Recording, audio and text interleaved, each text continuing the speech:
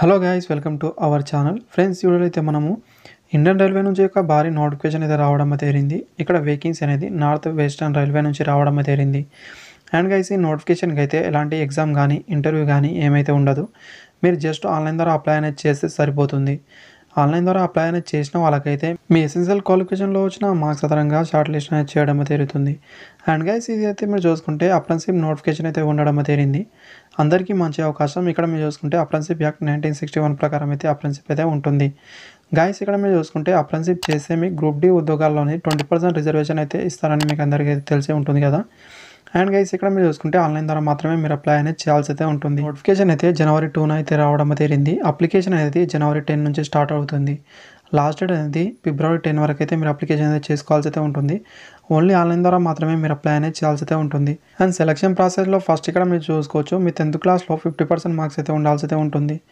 After అయితే ITI marks అయితే ఇక్కడ మీకు రెండింటినీ కలిపి అయితే మీకు ఇక్కడ పర్సంటేజ్ అయితే తీస్తారు. ఈ పర్సంటేజ్ ఆధారంగా అయితే మీకు షార్ట్ లిస్ట్ అనేది చేయడం జరుగుతుంది. అండ్ షార్ట్ లిస్ట్ అయితే మీరు ఆఫ్టర్ అనేది మీకు అనేది ట్రైనింగ్ అనేది 1 year అయితే ఉంటుంది. అండ్ ఇక్కడ టోటల్ నెంబర్ ఆఫ్ వేకెన్సీ అనేది 1600 ప్లేస్ వేకెన్సీ అయితే ఉండడం తేరింది.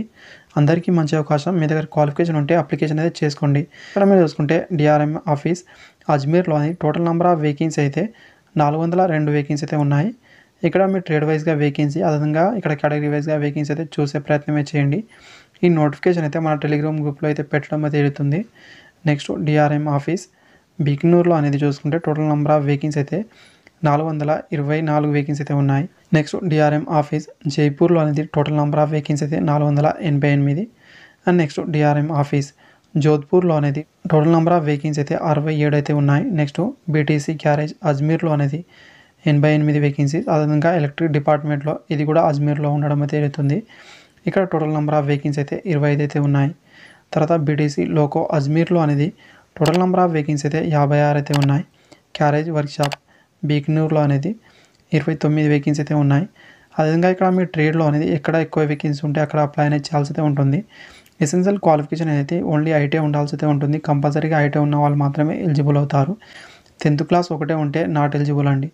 అయితే ఇక్కడ మీరు చూడండి. నెక్స్ట్ టైం చూసుకుంటే క్యారేజ్ వర్క్షాప్ జోధ్పూర్లో అనేది టోటల్ నెంబర్ ఆఫ్ వేకెన్సీ అయితే 67 అయితే ఉన్నాయి. ఏజ్ లిమిట్ అనేది చూసుకుంటే 15 సంవత్సరాల నుంచి అయితే 24 సంవత్సరాల వరకు అయితే మీరు అప్లికేషన్ అనేది చేసుకోవాల్సి అయితే ఉంటుంది. లాస్ట్ డేట్ అనేది ఫిబ్రవరి 10 వరకు అయితే కౌంట్ అనేది చేసుకోవాల్సి అయితే ఉంటుంది. ఏజ్ రిలాక్సేషన్ వర్తిస్తుంది. ఎస్సీ ఎస్టీ వాళ్ళకైతే 5 year వరకు, ఓబీసీ వాళ్ళకైతే 3 year వరకు ఏజ్ రిలాక్సేషన్ వర్తిస్తుంది. అండ్ పీడబ్ల్యూడీ క్యాండిడేట్ వాళ్ళకైతే 10 year వరకు అయితే అప్లై అనేది చేసుకోగలరు. అదేవిధంగా పీడబ్ల్యూడీలో ఇంకా ఏజ్ రిలాక్సేషన్ వర్తిస్తుంది కేటగిరీ వైజ్గా అనేది. మినిమం క్వాలిఫికేషన్ అనేది 10th క్లాస్లో 50% మార్క్స్తో మీరు పాస్ అయి ఉండాల్సి అయితే ఉంటుంది. ఆఫ్టర్ అనేది ఐటీ అయితే మీరు ఎన్సీబీటీ అయినా పర్లేదు, ఎస్సీబీటీ అయినా పర్లేదు, మీరు అప్లికేషన్ అయితే చేసుకోగలరు. అండ్ అప్లికేషన్ ఫీజు అయితే ఇక్కడ మీరు చూడండి, SC ST PWD women candidate వాళ్ళకైతే ఎలాంటి ఫీజు అయితే లేదు. మిగతా క్యాండిడేట్ వాళ్ళకైతే 100 రూపీ ఫీజు అయితే ఉంటుంది. మీరు ఆన్లైన్ ద్వారా ఫీజు అనేది పే చేయాల్సి అయితే ఉంటుంది. ఒకవేళ మీకు అప్లై ప్రాసెస్ కావాలంటే కామెంట్ చేసే ప్రయత్నం చేయండి. నేను సపరేట్గా వీడియో చేసి అయితే పెడతాను.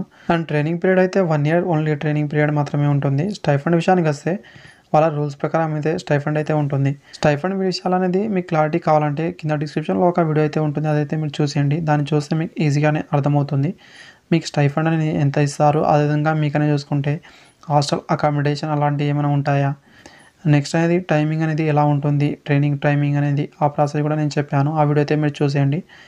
షార్ట్ లిస్ట్ ఉన్న క్యాండిడేట్ వాళ్ళకైతే డాక్యుమెంట్ వెరిఫికేషన్ అయితే ఉంటుంది. ఆఫ్టర్ అయితే మెడికల్ ఫిట్నెస్ అయితే చూడడం అయితే జరుగుతుంది. ఇది మరి హార్డ్గా అయితే ఉండదు, నార్మల్గా అయితే ఉంటుంది. మీరు ఈజీగా అయితే వాళ్ళ హాస్పిటల్లో ఇక్కడ మీకు చెక్ చేయడం అయితే జరుగుతుంది. అండ్ గైస్, సింపుల్గా అయితే ఇక్కడ మీరు నోటిఫికేషన్ అయితే చూసుకోవచ్చు. ఈ నోటిఫికేషన్ అయితే మన టెలిగ్రామ్ గ్రూప్లో అయితే పెట్టడం అయితే జరుగుతుంది. అక్కడ నుంచి అయితే మీరు తీసుకోవచ్చు. Thank you friends. Videos like, అదేవిధంగా సబ్స్క్రైబ్ చేసుకోండి. Thank you for watching.